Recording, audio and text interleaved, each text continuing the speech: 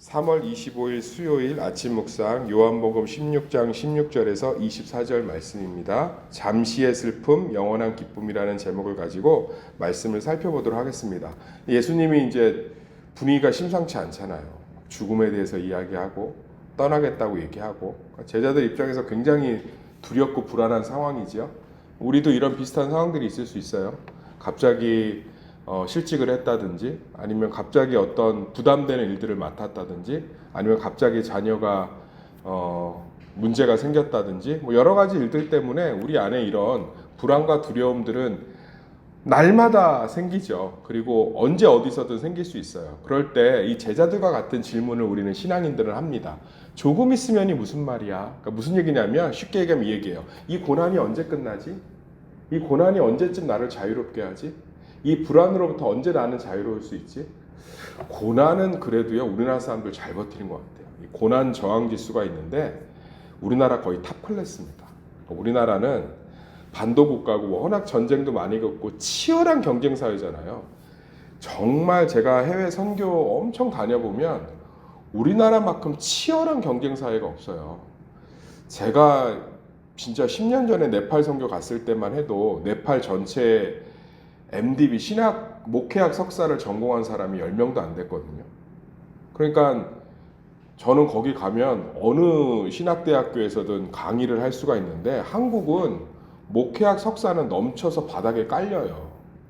그러니까 얼마나 그 경쟁이 많고 탁월하고 이런 국가예요. 그런데도 그러니까 뭐 고난에 대해서는 우리 성도들도 보면 참 잘 이겨내고 버텨내요. 근데 이제 오히려 불안과 염려가 밀려오면 힘들어요. 왜냐하면 고난에 대한 기억들 때문에 그렇겠죠. 그러니까는 무슨 일이 안 좋게 계속 이렇게 흘러가면 이대로 내가 끝날 것 같고 이것이 나를 막 무너뜨릴 것 같고 이것이 우리 가정과 자녀를 다 막 잡아먹을 것 같고 또 이 문제에서 내가 영원히 헤어나오지 못할 것 같고 이걸 되게 두려워하는 그 불안과 두려움에는 굉장히 저항력이 약해요. 그러니까 한국 사람들은 이렇게 고난에 대한 저항 지수를 보면 탁월해요. 그러니까 고난의 한복판에서는 잘 버텨냅니다. 그런데 고난이 오기 전에 그 징조들이 있으면 그거에 대한 두려움은 굉장히 힘들어요. 그러니까 자녀가 성적이 안 좋으면 막 인격적으로 모독하면서 두드러 패는 이유가 뭐냐면 얘가 엉망진창 인생을 살까 봐. 그러니까 그런 것들이 굉장히 우리나라 사람들은 많아요. 근데 제자들도 똑같아요. 그래서 예수님이 지금 떠나신 건 아닌데 예수님이 이제 죽겠다고 그러고 떠날 것 같고 분위기도 심상치 않으니까 자꾸 이제 묻잖아요.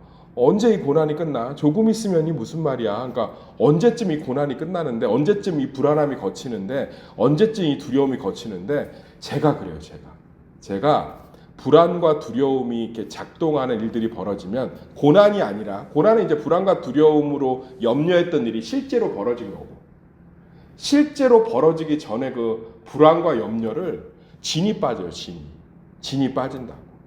예. 이렇게 되는 거 아니야? 이렇게 가는 거 아니야? 진이 빠져요, 진이. 그러니까 사실은 뭐 이미 고난이 오지 않았어도 문제가 다 해결됐어도 제 진이 다 빠져 있는 경우들을 볼 수 있어요. 제자들도 지금 진이 빠지는 거예요. 언제 이 불확실한 상황, 언제 이 예수님이 우리를 떠나고 죽겠다는 말이 예수님이 조금 있으면 끝난다고 하는데 그 조금이 언제야? 뭐 한 달이야? 내일이야? 1년이야? 뭘 어떻게 해야 되는 거야? 언제 끝나는 거야? 언제 이 불확실성이 거치는 거야? 예. 그렇잖아요. 그러니까 막 어떤 사람이 나 인사도 안 받아. 그 표정이 안 좋아. 그러면 뭐 그 불안. 저 사람이 왜 날 싫어하지? 저 사람이 날 미워하지? 그게 거쳐야 되잖아요.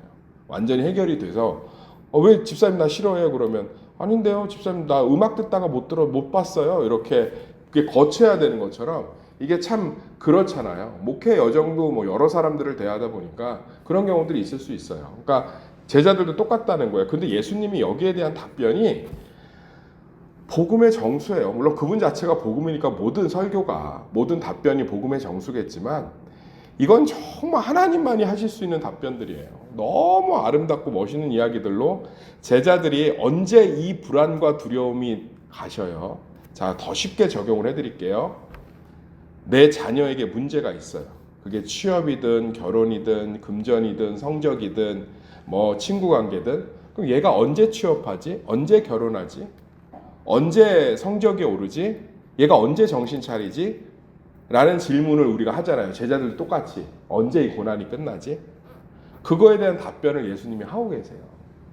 근데 그 예수님이 하신 말이 뭐냐면 20절이에요. 20절을 읽어보겠습니다. 내가 진실로 진실로 너희에게 이르노니 너희는 곡하고 애통하겠으나 세상은 기뻐하리라. 너희는 근심하겠으나 너희 근심이 도리어 기쁨이 되리라. 핵심은 이거예요. 한번 따라해 보겠습니다. 너희 근심이 도리어 기쁨이 되리라. 그러니까 너희가 근심하고 염려하고 불안해하면 세상은 기뻐한다는 거예요. 지금 예수님이 죽으니까 사단하고 세상은 좋아하는 거죠. 그런데 그 예수님이 죽으심으로 제자들 가운데 성령이 오시고 예수님이 죽으심으로 모든 사람이 구원을 받았잖아요. 그러니까 예수 그리스도가 이 얘기를 하고 있는 거예요. 내가 택한 자녀의 모든 염려와 근심과 두려움은 나로 말미암아 기쁨이 된다는 거예요. 할렐루야. 이게 복음이죠.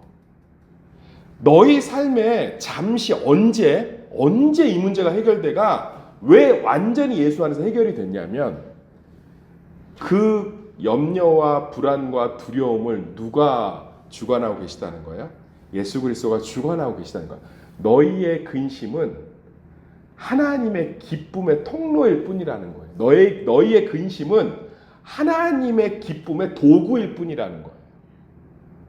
그래서 더 못 알아들으니까 더 쉽게 예화를 드십니다. 예수님은 항상 설교하시고 예화를 드셨어요. 21절 볼까요? 21절 시작. 여자가 해산하게 되면 그때가 이르렀으므로 근심하나 아기를 낳으면 세상에 사람 난 기쁨으로 말미암아 그 고통을 다시 기억하지 아니하느니라. 예수님 보세요. 설교를 하셨죠. 설명을 하셨습니다. 신학적으로 너희의 모든 염려와 근심은 나에게는 기쁨을 위한 재료일 뿐이야. 그러면서 구체적인 예를 드셨습니다. 자, 임신한 여자, 여기 대부분 여성분이시니까 임신한 여자가 임신하면 입덧도 하고 제대로 먹지도 못하죠. 그리고 출산할 때 고통은 뭐 어마어마하죠. 뼈가 이렇게 벌어져야 되는 건데 근육이 찢어지고 얼마나 크겠어요. 그런데 그것은 더 큰 기쁨을 위한 재료일 뿐이잖아요. 할렐루야. 지금이야 아이를 낳는 것이 그렇게 기쁨이 아닐 수 있겠지만 저출산 시대니까. 그렇지만 전통적인 가치관에서 아이가 태어난다는 건 그 여자와 그 집안의 최고의 기쁨이 아니겠어요. 중전마마가 아기 씨를 갖지 못해서 그렇게 힘들어하는데 아기가 생기면 국가적인 잔치가 되잖아요. 그런데 그 임신하는 동안 얼마나 많은 고통들이 있어요. 그리고 해산을 앞두고 얼마나 많은 염려와 두려움이 있어요. 결혼 초기 때 아이 가지셔서 얼마나 두렵고 염려됐어요. 그런데 그것이 모든 기쁨의 재료잖아요. 이게 우리가 놓인 인생인 줄 믿습니다. 얼마나 감사해요. 얼마나 감사해요. 그러면서 예수님이 이걸 보증해주고 있습니다. 22절에 지금은 너희가 근심하나 내가 다시 너희를 보리니 너희 마음이 기쁠 것이요 너희 기쁨을 뭐 할 자가 없대요? 따라합시다. 빼앗을 자가 없으리라. 그러니까 이거는 완벽하게 내가 보증한다는 거예요. 사랑하는 성도님들, 우리의 모든 염려와 두려움은 하나님의 기쁨의 도구일 뿐이에요. 도구. 저는 염려하고 근심하고 두려워하는 성도들을 믿음 없다고 생각한 적이 많이 없어요. 안타까워서 목회적으로 권면할 때는 있지만. 왜냐하면 더 두려워하고 더 염려하세요. 그럴수록 반전이 커요. 예. 더 그러면 그럴수록 하나님의 구원은 더 크게 기쁨이 될 줄 믿습니다. 예. 불안한 걸 어떻게 막겠어요? 제가 아무리 여기서 믿음이 없습니다. 뭐 기도하십시오. 뭐 성령을 믿으세요. 뭐 위로할 거예요. 해봤자 뒤돌아서면 집에 가면 뭐 한 줄 아세요? 손톱 씹으면서 잠을 못 자요. 그런데 하나님이 왜 그 염려들을 내버려 두시냐면 그 염려와 근심은 하나님에 대한 더 큰 신뢰로 바뀔 줄 믿습니다. 구원을 경험하면서. 하나님에 대한 더 큰 기쁨으로 바뀔 줄 믿습니다. 구원을 경험하면서. 우리가 누군가를 신뢰하는 과정도 그래요. 의심하고 불안하고 염려했다가 그것이 매번 신뢰가 되고 사실로 증명되면 그 관계들을 신뢰하기 시작하는 거죠.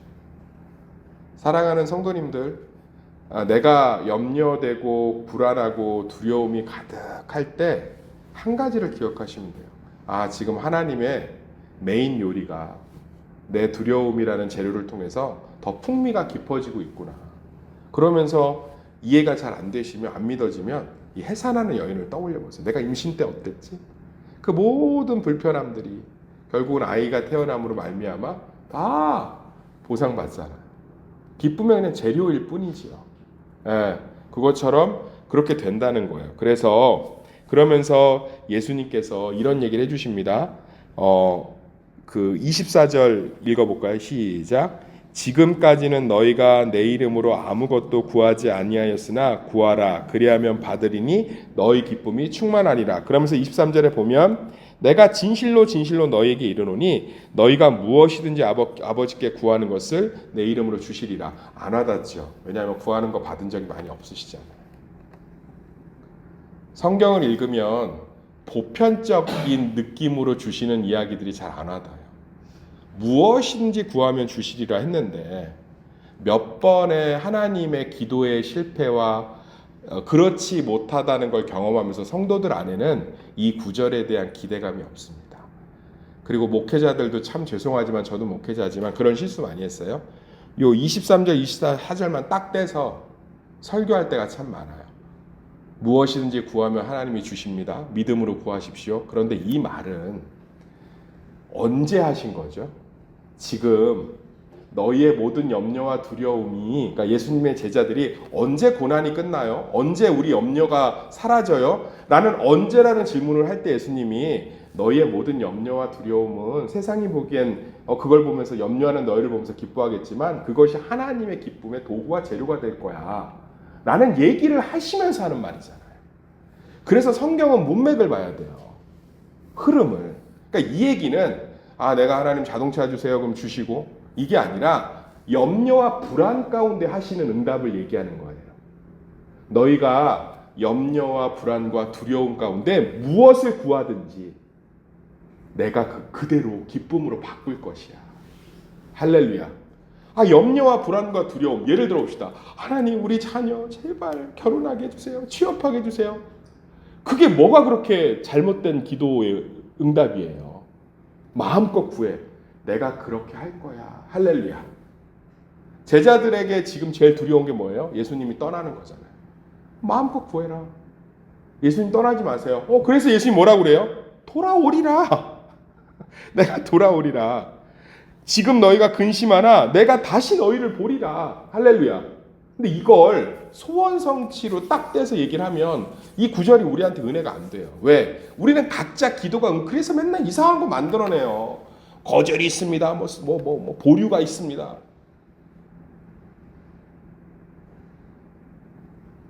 이 얘기를 언제 하신 거냐고. 염려와 두려움, 불확실 가운데 뭔가 불안하고 두려워요. 불확실해서. 미래가 예측돼서 불안한데 그거에 대해서 예수님 뭐라고 하는 거예요? 얘기하잖아요. 내가 곧 돌아오리라. 떠나지 않으리라. 그러니까 그대로 기도해라. 너희가 내 이름으로 구하는 그것을 내가 들으리라. 염려와 근심 가운데 그 염려와 근심을 위해서 기도하시길 소망합니다. 하나님, 내가 이것 때문에 두려워요. 하나님, 전세금을 주인이 올려달라는데 내가 평생 집 한 채 없이 어디 가서 비 오면 비 맞고 추우면 추울까 봐 걱정돼요. 나의 집이 되어주세요. 응답하겠다는 거예요. 응답하겠다는 거예요. 왜요? 우리의 염려와 두려움은 하나님의 응답과 기쁨의 재료일 뿐이니까. 할렐루야. 그래서 우리 사랑하는 성도님들, 이게 복음이에요. 우리의 모든 염려와 두려움과 불안은 하나님의 기쁨의 도구가 되는 줄 믿습니다. 그래서 염려와 두려움 가운데 그 기쁨을 위해서 기도하시길 소망합니다. 하나님이 주시겠대요. 그래서 정말 그것들 안에 하나님의 은혜가 넘치길 소망합니다. 저도 마찬가지죠. 어떤 큰 집회를 앞두고 가면 이제 예배 올라가기 한 10분 전에 되게 두려워요. 왜냐하면 그렇잖아요. 잘해야 되잖아요. 또 초청하신 분들이 있는데. 그러면 기도를 합니다. 하나님, 제가 하나님의 강단을 잘 섬기게 해주세요. 네, 그러면 하나님이 얘기하세요. 네가 지금 겪고 있는 두려움과 불안은 더 큰 기쁨의 도구가 될 거다. 그래서 올라가서 열심히 하나님의 말씀을 전하고 내려오면 하나님께서는 제 기도에 신실하게 응답하시고요. 제가 염려하고 불안했던 것들이 오히려 더 하나님의 신실하시면 나 괜히 걱정했네. 하나님이 이미 성도들의 마음을 다 녹여 놓으셨네. 이미 하나님이 나에게 영적 권위를 주셔서 강단을 충분히 섬길 수 있도록 힘을 주셨네. 기쁨이 되는 거예요. 이런 것들을 복음 안에서 날마다 누리시는 성도님들 되시기를 예수의 이름으로 축원합니다.